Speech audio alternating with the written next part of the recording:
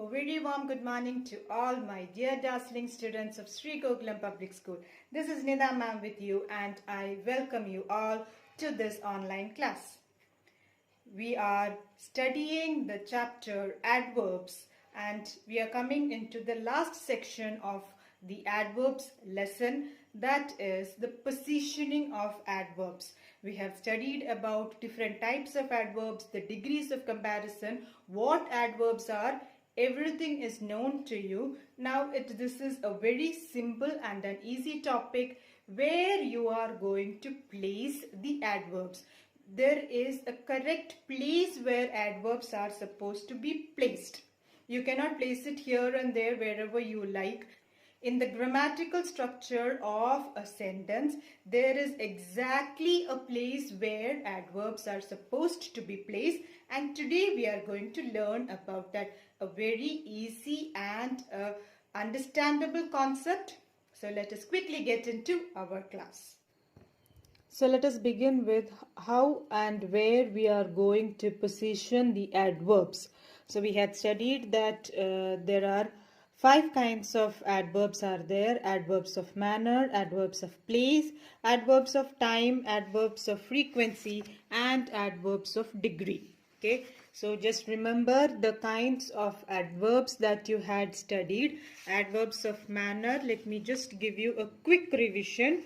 Adverbs of manner tell us how an action takes place. So in which manner the action is taking place. How that action is taking place is adverbs of manner. Adverbs of place tell us where an action has taken place. Okay, and adverbs of time, very simple to remember, when that action is going to take place. Okay, that is adverbs of time. Then adverbs of frequency, it tells us how often that action is taking place. The frequency, you understand what is the meaning of frequency. How many times that action is taking place is adverbs of frequency. And last is adverbs of degree.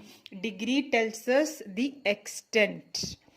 Okay, to what level that adverb is taking place. We are always assigning degree with temperature. So temperature can be low, temperature can be high. So similar way, when I say degree, just remember that thermometer or that temperature and just connect that image of that thermometer with degree. Then you can remember it. So degrees means to what level, whether it is high level, whether it is low level, that is showing the degree. So these are the 5 kinds of adverbs that we had studied in the previous class. Now we are going to study where and how these adverbs are to be placed. Okay, so first of all, it is positioning of adverb of manner.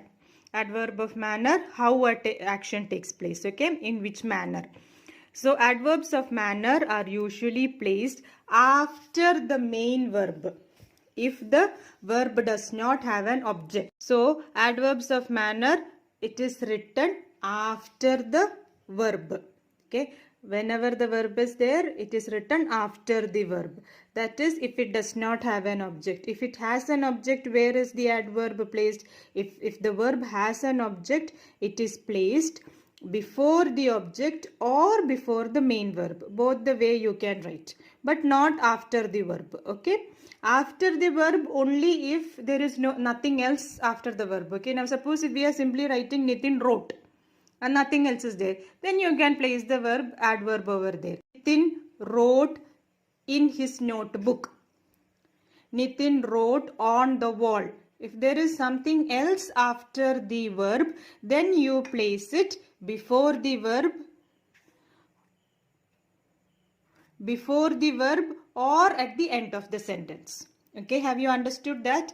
If there is nothing written after the verb, then adverbs of manner are written after the verb. But if there is something after the verb, if there is an object, then where do we place the adverb of manner? It is placed either before the verb or it is placed after the object. That is at the end of the sentence. So many examples are given over here. Nitin tore opened hastily the envelope. That is wrong. So, tore open envelope is the sentence. So, Nitin tore open the envelope hastily, or Nitin hastily tore open the envelope. Either way you can put it. Is it clear, children? So, adverbs of manner, where do you put it? You put it at the end of the sentence. That is a very safe and an easy way to remember it. Then comes adverbs of place. So, adverbs of place, it is again placed after the object. So, adverbs of manner, adverbs of place after the object. So, always at the end of the sentence. Okay, so both of them will come end of the sentence. It is cold outside. Is there a grocery shop nearby? So, it is at the end of the sentence. Then comes adverbs of time. Adverbs of time are usually placed at the end of the sentence or at the beginning. Okay, so adverbs of place, time. So adverbs of time, both the sides you can use it, at the beginning of the sentence or at the end of the sentence. Either way it is correct. So 3 adverbs we have studied: adverbs of manner, end of the sentence; adverbs of place, end of the sentence; adverbs of time, beginning or end. Both are correct. Is it very clear for you now? Now comes adverbs of frequency.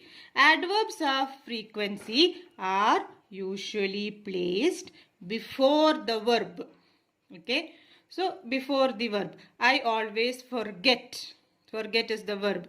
Where I put my telephone charger. You should always wash your hands before eating. So, it is before the verb. In the middle of the sentence it will come. So, adverb of frequency, remember that whenever adverbs of frequency are used, it is placed before the verb. That is in the middle of the sentence. Identify where the verb is and it is placed before the verb.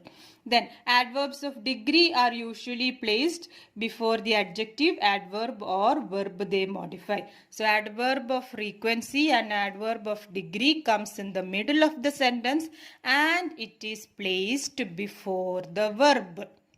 Both of them are placed before the verb. The water was extremely cold.